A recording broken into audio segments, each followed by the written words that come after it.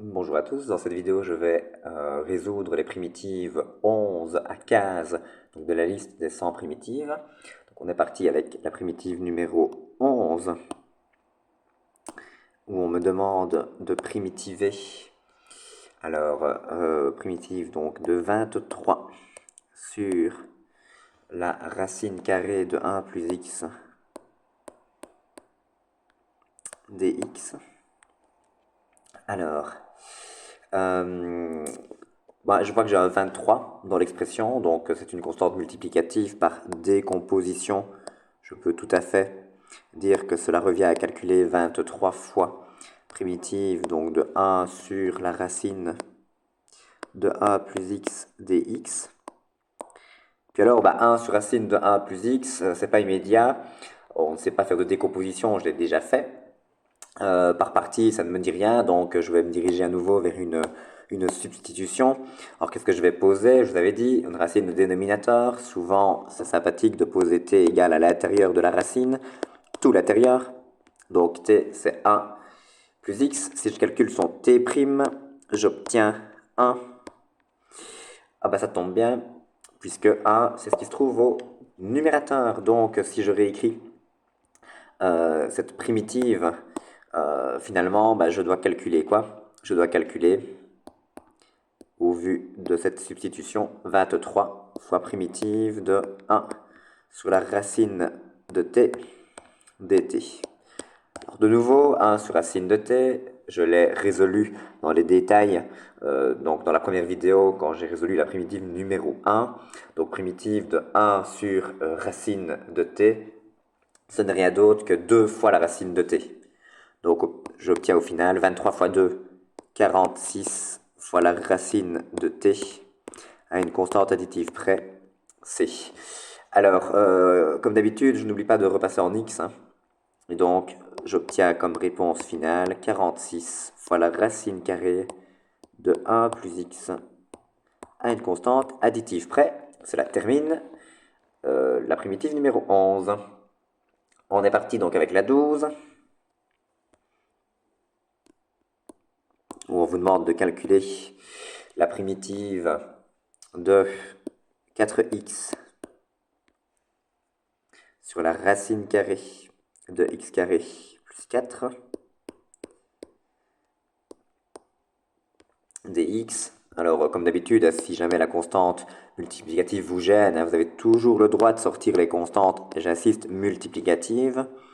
Donc, on peut la réécrire de cette manière-là, si vous préférez.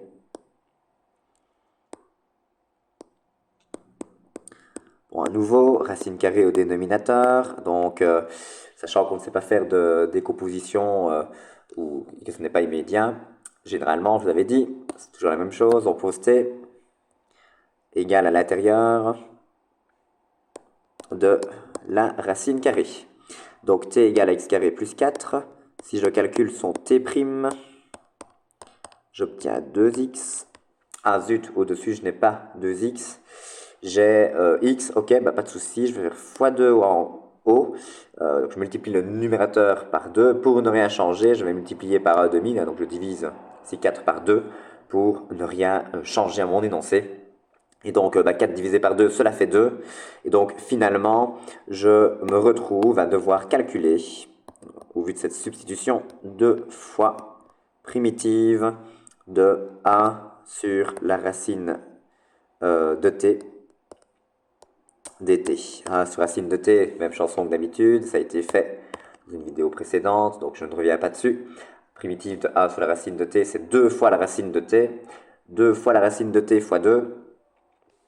Cela me fait 4 fois la racine de t à une constante additive près. C'était qui? T, c'était x carré plus 4. Donc j'obtiens au final 4 fois la racine carrée de x carré plus 4 à une constante additive près. Alors, on est parti avec la primitive numéro 13.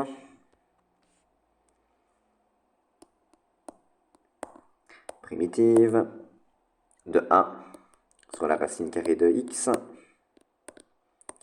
dx. Alors là, pour le coup, on ne se fait pas avoir. Cette primitive, elle est quasiment immédiate, j'ai envie de dire. Alors, soit, bah, comme d'habitude, j'ai envie de vous dire, je vous renvoie à la vidéo 1, primitive 1, puisque je l'ai résolu et j'avais primitivé, donc c'était 1 sur racine de t dt, et puis on l'a vu plusieurs fois, donc je pense que vous commencez à avoir l'habitude, et donc immédiatement, vous pouvez me dire que c'est 2 fois la racine carrée de x à une constante additive près, c'est immédiat.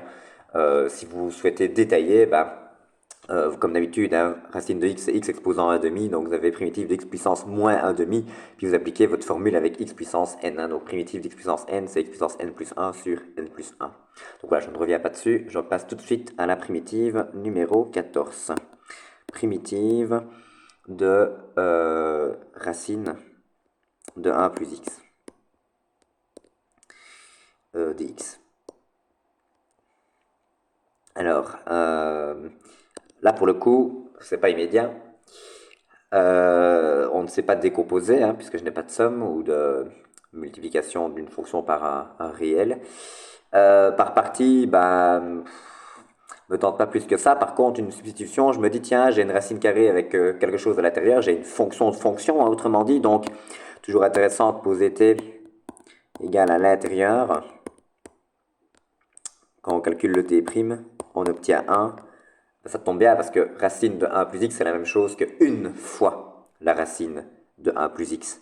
Donc, je me retrouve avec donc t' fois la racine de t dt. T', c'est 1, donc primitive de la racine de t dt. Et ça, bah, ça se fait quasiment immédiatement, hein, puisque racine de t, c'est t exposant à demi. Et primitive de t exposant à demi, ce n'est rien d'autre que t exposant 3 demi sur 3 demi à une constante additive près. Alors, c'est la même chose, donc 2 tiers fois la racine carrée de t cube à une constante additive près. Et alors, bah, t, c'était qui? C'était 1 plus x. Donc, finalement, je me retrouve avec 2 tiers fois la racine carrée de 1 plus x au cube à une constante additive près. C'est terminé. J'entame donc la résolution de la primitive numéro 15. Alors, primitive 15, primitive de cosinus de x sur le sinus carré de x. Alors, on a eu une primitive similaire, hein, tout à l'heure. C'était la primitive c'était la primitive numéro 10, primitive de tangente sur cos, où on avait transformé tangente en sin sur cos, et on se retrouvait avec sin sur cos carré. Donc ça va être la même technique que je vais employer ici. Bon, j'ai cos au sin carré, d'accord, mais enfin, au niveau de la procédure, ça va être la même chose. Là, je vais poser t égale à sinus de x. Pourquoi je fais ça? Bah parce que quand je dérive ce t, quand je calcule le t', j'obtiens cosinus de x, et ça, bah, ça m'arrange, puisque cosinus de x se trouve au numérateur. Et donc, bah, finalement, qu'est-ce que j'obtiens? J'obtiens primitive de 1 sur t carré dt à devoir calculer. A sur t carré, c'est t exposant moins 2. Donc t exposant moins 2, quand je primitive, j'obtiens t exposant moins 1 sur moins 1 à une constante additive près. Autrement dit, j'ai moins 1 sur t. C'est qui t? C'est sinus de x, donc moins 1 sur le sinus de x à une constante additive près. Donc voilà, vidéo qui sera un peu plus courte, ce n'est pas plus mal, puisque la précédente était quand même, ça durait à chaque fois une vingtaine de minutes. Donc voilà, ça termine la résolution de cette primitive numéro 15. Et donc dans la prochaine vidéo, je me chargerai de résoudre les primitives 16 à 20. Je vous remercie pour votre attention.